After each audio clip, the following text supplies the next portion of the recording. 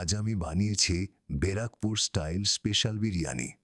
প্রথমে মাংস ভালো করে ধুয়ে রেডি করা হয়।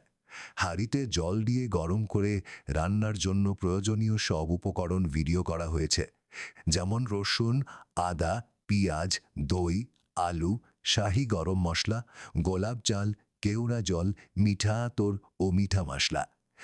এরপর পেঁয়াজ কেটে সুন্দর করে ভেজে নেওয়া হয় এবং আদা রসুন পেস্ট তৈরি করা হয়।